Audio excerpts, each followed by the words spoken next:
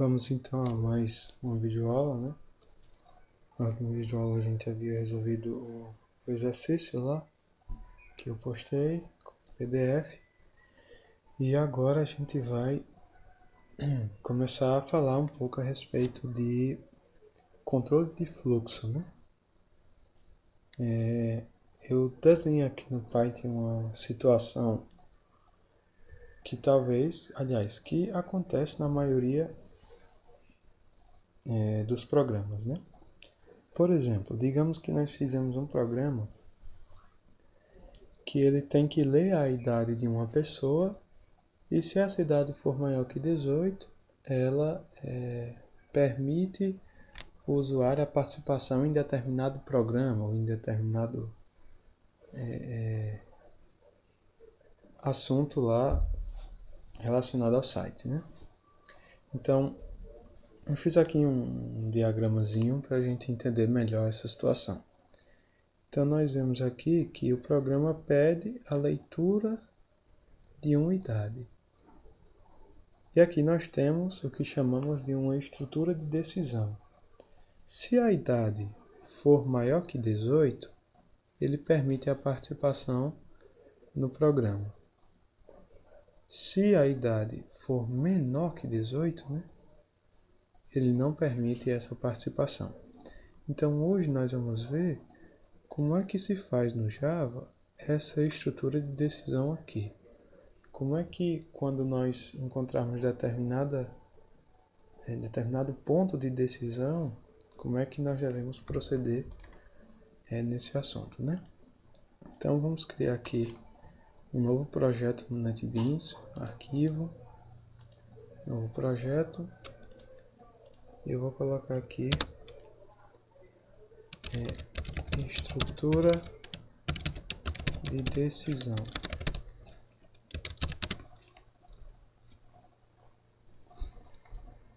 Vamos aguardar ele criar o projeto. Pronto. Aqui nós temos a classe principal, né? Aliás, a classe como método principal que nós vamos utilizar. Então vamos lá. Na videoaula sobre variáveis, a gente aprendeu a respeito de variáveis do tipo int, double, char, byte, né? E também do tipo booleano.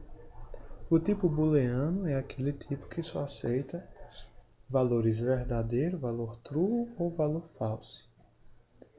O valor booleano só aceita esses dois valores. E o valor booleano ele está relacionado com decisões. Por quê? Vamos exemplificar aqui com o código. Com aquele mesmo exemplo ali da idade que a gente viu agora, né? Vamos declarar aqui uma variável inteira chamada idade. E a idade vai receber 15, né? E eu vou fazer aquela estrutura ali da decisão, né? As estruturas de decisão no Java tem a seguinte sintaxe. Se, que é o if, né?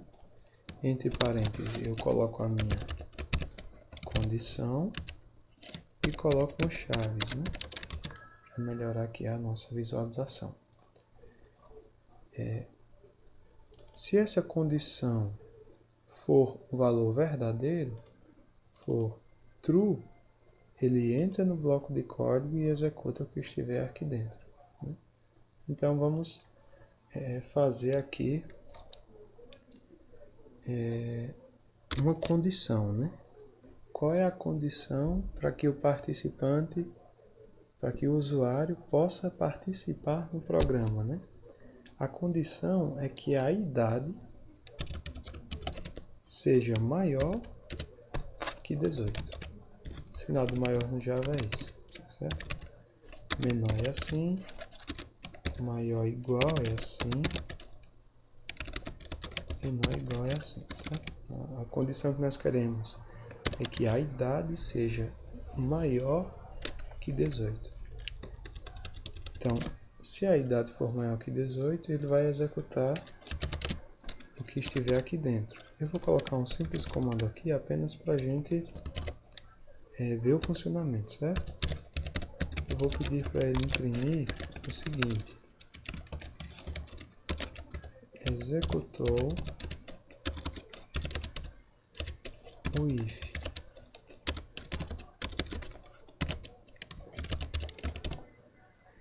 condição verdadeira. Veja que aqui nessa condição, essa expressão aqui, a nossa condição, retorna um valor booleano.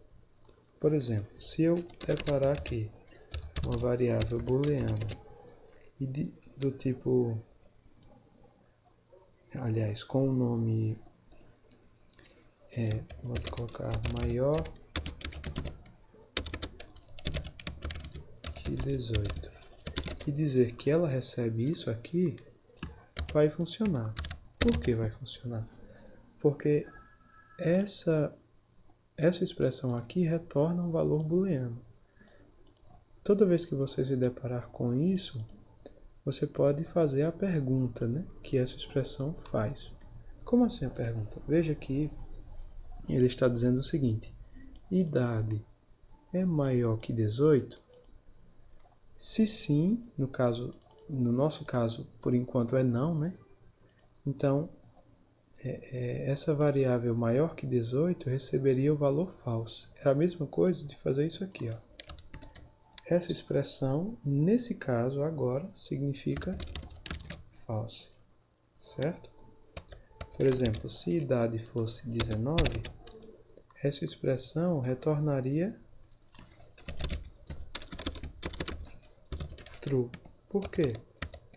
Porque agora idade é maior que 18, concorda? Então vamos voltar aqui. Aliás, vamos deixar esse valor para a gente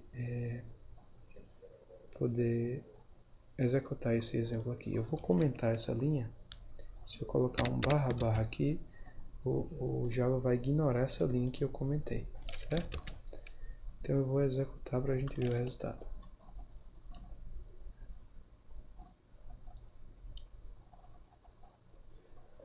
Veja que ele imprimiu, ó. Executou o if, condição verdadeira. Por que ele executou o if? Porque a idade é maior que 18, né? Então ele entrou aqui no bloco de código, né? O que foi que aconteceu aqui? Primeiro nós declaramos uma variável idade com 19. E ele chegou aqui no if e fez aquela pergunta, né? Idade é maior que 18? A expressão responde, é. Então ele entra aqui e imprime esse valor, certo? Nós poderíamos fazer de forma diferente, por exemplo. Nós poderíamos usar essa variável aqui, ó, para colocar aqui. Seria o mesmo resultado, né? Porque ele jogaria o valor da expressão, o valor da pergunta, idade é maior que 18? Então ele jogaria verdadeiro aqui. Então, no if, é como se essa expressão estivesse aqui, né? Então, funciona assim. Se a idade for maior que 18, imprima, né? Outra estrutura de decisão, né, que nos ajuda nesse caso é o else. O else é o senão, a nossa estrutura. Nessa estrutura aqui, se a idade for maior que 18, é aquele if, né? E o senão, o false, é o else, certo? Então, se a idade for maior que 18, ele vai imprimir isso aqui. Se não, se a idade não for maior que 18, vamos colocar aqui para a gente entender também. Executou o else, condição falsa. Eu vou executar aqui. Aliás, temos que mudar aqui esse valor, né? Vou mostrar 15. Quando a gente executar, executou o else, condição falsa. Então, Isso parece simples, né? Na verdade é simples, mas todos os programas que você for fazer, você vai se deparar com questões de condição, né? Com estruturas de condição. O if e o else são usados nesse caso, né? Para que a gente possa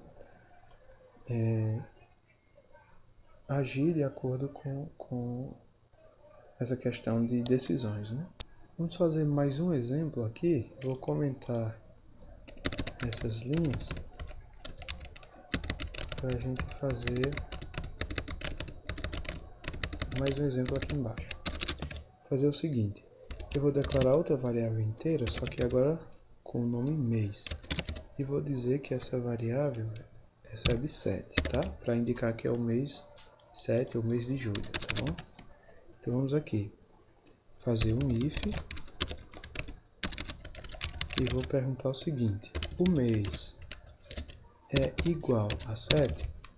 Veja que igual na comparação é esse sinal aqui, né, de dois iguais, certo? Esse aqui, relembrando, é o de atribuição, certo?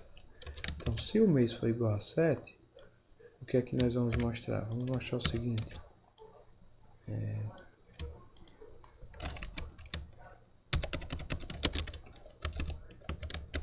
você deveria estar de férias. E nós vamos usar o se não para tratar a outra condição, né? A condição de não ser o mês 7. Você deveria estar trabalhando. Certo? Então vamos executar aqui. Você deveria estar de férias. Por que imprimiu isso? Porque o mês é igual a 7, né? Se nós mudarmos aqui e colocar um 8, ele imprime essa outra estrutura, né? Você deveria estar trabalhando, certo? Então, espero que vocês tenham entendido essa questão de decisões, certo? Na próxima videoaula a gente vai falar um pouco a respeito de tabela verdade. É um pouquinho chato, mas é preciso, né? E vamos falar sobre alguns outros operadores, né? Que tem a ver com essas estruturas de decisão que são muito usadas em programas de verdade, certo? Até mais.